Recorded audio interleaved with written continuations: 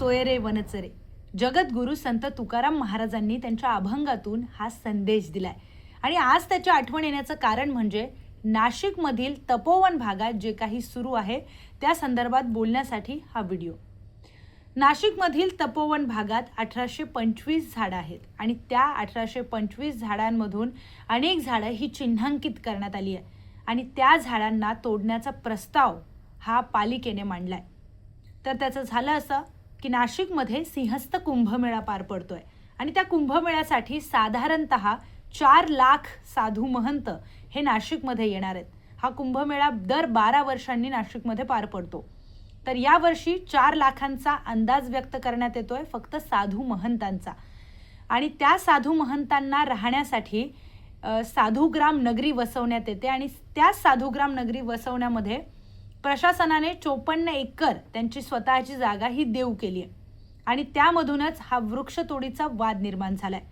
जास्तीचे साधू महंत येणार असल्यामुळे पालिकेने हा निर्णय घेतला असला तरी इतक्या मोठ्या प्रमाणामध्ये झाडांची कत्तल होणार हे ऐकूनच नाशिककर संतापले आणि पर्यावरणप्रेमी स्थानिक नाशिकचे नागरिक हे सगळे तपोवनमध्ये गेले आणि त्यांनी झाडांना मिठी मारून चिपको आंदोलन केलं.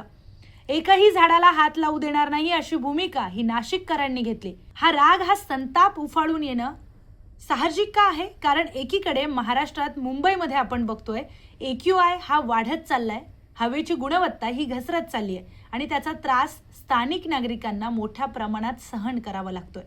दुसरीकडे थंड हवेचं ठिकाण म्हणून ओळख असलेल्या नाशिकमध्ये इतक्या मोठ्या प्रमाणात झाडांची कत्तल करण्याचा प्रस्ताव मांडण्यात येतोय आणि त्यामुळेच नागरिकांचा संताप, नागरिकांचा राग हा अनावर झालाय.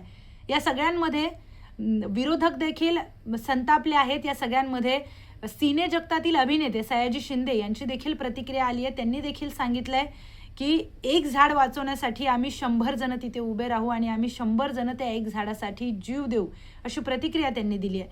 त्यामुळे अशा संतप्त प्रतिक्रिया आल्या आहेत आणि या सगळ्यांमध्ये पालिका आणि कुंभमेळा मंत्री गिरीश महाजन यांनी देखील एक प्रतिक्रिया दिली. एक झाड तोडलं तर आम्ही 10 झाडं लावू. या प्रतिक्रियेमुळे आणखी संताप निर्माण झाला. जेव्हा पालिका प्रशासन आणि नागरिकांमध्ये एक बैठक झाली, त्या बैठकीमध्ये एका काकांनी हा मुद्दा मांडला. त्यांचा व्हिडिओ देखील सोशल मीडियावर व्हायरल झालाय.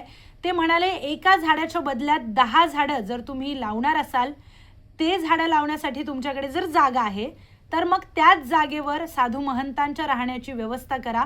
हे झाडं जे आधीच वाढलेले आहेत त्यांना तोडण्याची काय गरज? आणि त्यांचा तो व्हिडिओ, त्याला खूप चांगला प्रतिसाद सोशल मीडियावर मिळाला आहे. लोकांनी त्यावर देखील आपल्या प्रतिक्रिया दिल्या आहेत. यामध्ये आणखी एक मुद्दा आहे. एक नाशिकचा मित्र आहे, त्याला मी विचारलं काय नेमकी परिस्थिती आहे. त्यांच्याकडून हे सांगण्यात आलं आहे की 12 वर्षापूर्वी तिथे इतक्या मोठ्या प्रमाणात झाडं नव्हती. ती झाडं नंतरच्या काळात लावण्यात आली. आणि दुसरीकडे आपण जर बघतोय, पालिका प्रशासनाने असं म्हटलंय की सगळीच झाडं आम्ही तोडणार नाहीत, 10 वर्षाच्या आतली जी काही झाडं आहेत ती आम्ही तोडणार. मग याचा एकंदरीत अर्थ असा होतोय की जवळपास सगळीच झाडं ही 10 वर्षाच्या आतलीच आहेत आणि मग त्यामुळे सगळीच झाडं जवळपास तोडल्या जाणार की काय अशी भीती नागरिकांकडून वारंवार व्यक्त केली जाते आणि त्यामुळे नागरिकांचा संताप हा उफाळून येतोय. आणखी एक महत्त्वाचं म्हणजे तपोवनला भली मोठी ऐतिहासिक पार्श्वभूमी आहे. एका महाराजांशी मी बोलले, नाशिकचे ते महाराज आहेत. ते म्हणाले तपोवन जी भूमी आहे ती प्रभू श्रीराम यांच्या चरणाने पावन झालेली भूमी आहे आणि ही जी काही मोठ्या प्रमाणात झाडं तिथे दिसून येतात ती तिथल्या साधू महंतांनी ती झाडं लावलेली आहेत असं त्यांनी म्हटलंय. त्यामुळे ती झाडं तोडून साधू महंतांची राहण्याची व्यवस्था करणं हे सर्वस्वी चुकीचं आहे अशी भूमिका त्यांनी मांडली.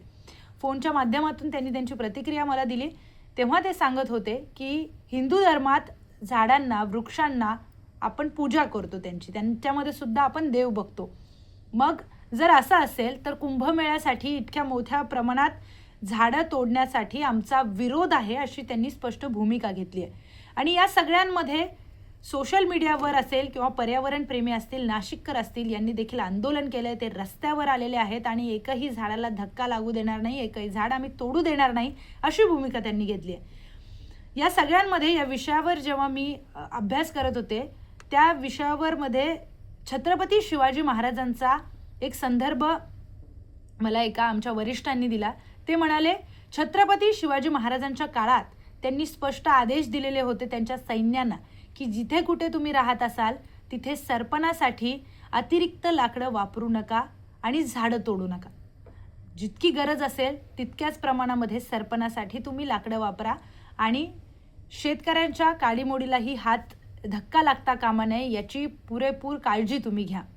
आणखी एक ऐतिहासिक संदर्भ असा आठवतो की छत्रपती शिवाजी महाराजांनी जी दुर्मिळ झाडं होती त्यांच्या काळातली त्यांचं रक्षण करण्यासाठी शस्त्रधारी एक माणूस तिथे नेमलेला होता. महाराजांच्या काळात वृक्षांची झाडांची इतक्या मोठ्या प्रमाणात काळजी घेतल्या गेली.